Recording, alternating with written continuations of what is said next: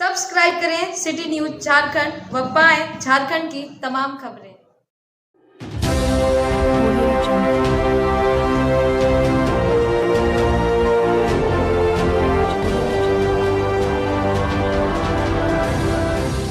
गढ़वा के बंसीधर नगर में भारतीय श्रमजीवी पत्रकार संघ का एक दिवसीय सेमिनार कार्यक्रम का आयोजन। बंसीधर नगर शहर के NH 75 स्थित फैंसी मैरिज हॉल में भारतीय श्रमजीवी पत्रकार संघ के तत्वावधान में शनिवार को एक दिवसीय राष्ट्रीय सेमिनार कार्यक्रम का आयोजन किया गया।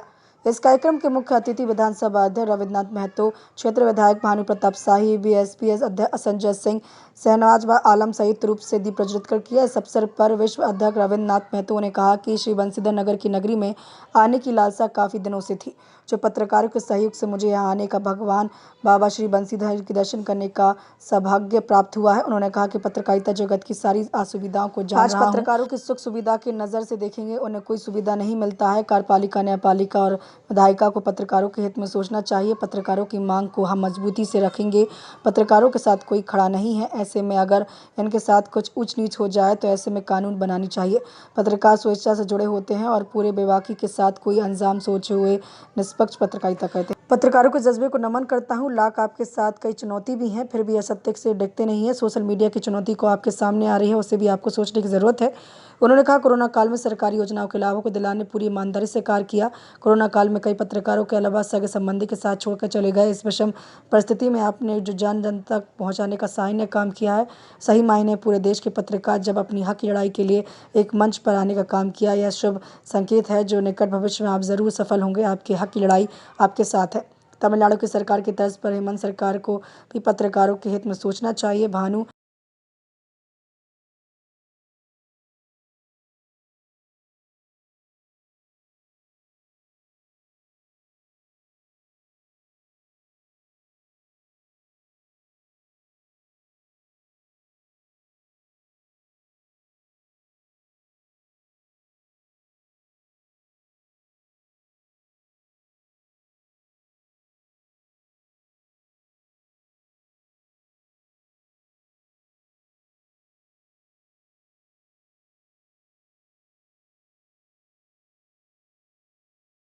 सिर्फ कोरोना काल में ही नहीं, पत्रकार समाज के अंदर में जो काम करते हैं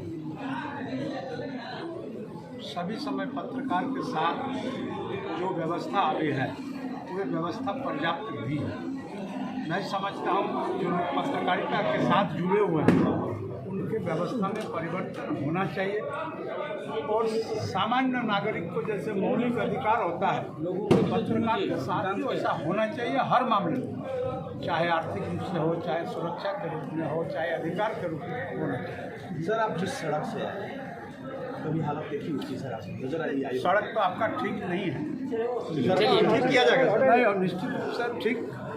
हम तो विधायी संस्था के आदमी हैं, हम निश्चित रूप से आपका बात को वहाँ तक पहुँचाने का काम करेंगे कि सड़क अच्छी नहीं है, सड़क बनाने का डिमांड पब्लिक का है। सर भाषा विभाग में एक जवाब दे दीजिए। भाषा का विवाद, भाषा का विवाद नहीं चल रहा है, बल्कि ये निर्णय है कि हर जिला में सर्वे हो रहा है, उस जिला के अंदर में किन किन बोली, किन किन भाषा का इस्तेमाल होता है, उसके बाद सारा सर्वे होने के बाद इसका असली चीज सामने आएगा। पत्रकारों के लिए कितना भूमिका निर्वहन करेगा? देखिए, पत्रकारों के सामने बहुत चुनौती है। हर जॉब में अंदर और बाहर दो चुनौतियां होती हैं, उसी तरह से पत्रकारों के साथ भी है। अंदर भी चुनौतियां हैं, बाहर भी चुनौतियां हैं, सामाजिक चुनौतियां भी हैं और इंटरनल भी जो पत्रकार को पत्रकार से चुनौती मिल रहा है वो भी एक सोचने वाली विषय है।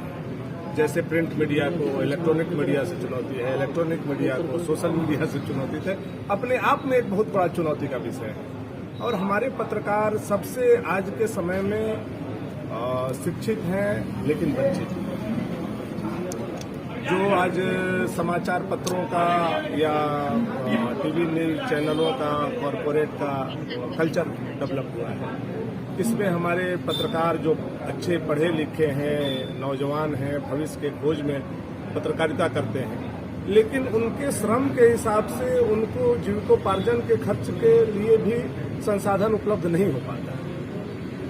दूसरी चीज ये है कि आज जो भी प्रदेश की सरकारें हैं वो जो पत्रकार को सहूलियत मिलनी चाहिए, जो पत्रकार को सहानुभूति मिलनी चाहिए और पत्रकार को जो सुरक्षा मिलना चाहिए उससे भी वंचित है। तो आज यही स्पीकर साहब के सामने भी मैंने कहा कि मैंने पत्रकार प्रोटेक्शन एक्ट के बाद विधानसभा में भी उठाया था, तो उस पर चर्चा होनी चाहिए, लागू होना चाहिए। आज हमारे पत्रकार जो हैं, कई पत्रकारों के साथ अनहोनी हुआ है।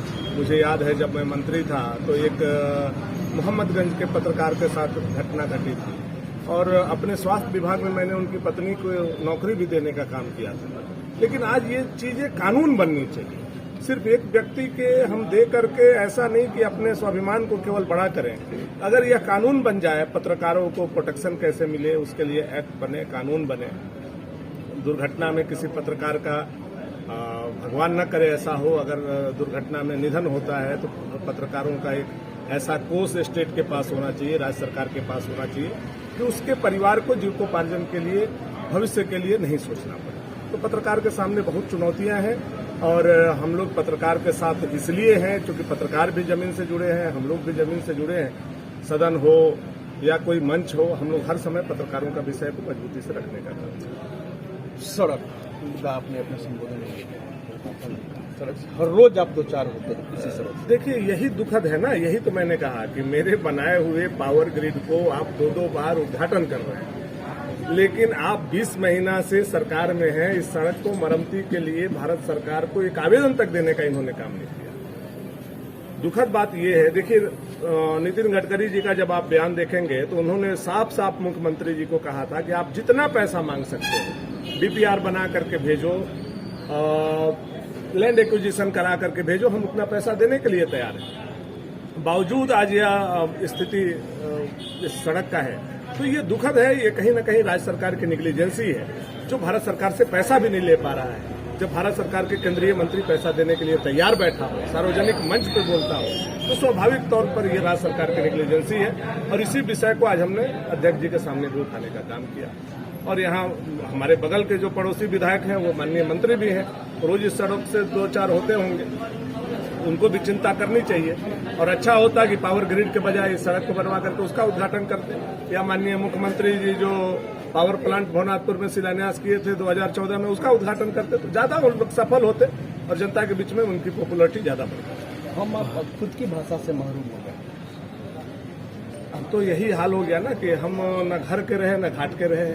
हम बिहार से झारखंड आ गए और झारखंड के अभी वर्तमान सरकार बोलती है कि आप झारखंडी नहीं हो, आप बिहारी हो। तो ये मेरी लड़ाई नहीं है। सदन में या हर प्लेटफॉर्म पर जो हम विषय उठा रहे हैं, मैं बार बार बोल रहा हूं कि ये मेरी लड़ाई या भारतीय जनता पार्टी की लड़ाई नहीं है।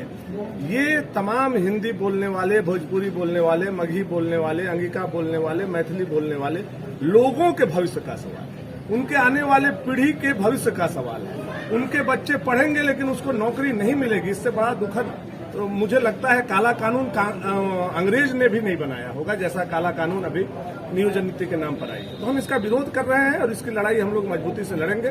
सरकार को झुकना पड़ेगा, सरकार को हम लोग घुटना टेकवाने का काम। इस सेमिनार कार्यक्रम में एसएन श्याम, नितिन चौबे, एसएन शर्मा, संजय सिंह, उमेश, संजय कुमार मिश्रा, सियाराम वर्मा, प्रदीप चौबे, दयाशंकर पाठक, संजय पान, आशुतोष रंजन, अंजनी, आशीष अग्रवाल, शुभम, मनीष लोहा, अनवर जायसवाल, उज्जवल विश्वकर्मा, सोनू कुमार, अमरेश विश्वकर्मा, चमन बोधी, विकास, दिनेश गुप्ता सहित बड़ी संख्या में पत्रकार उपस्थित थे।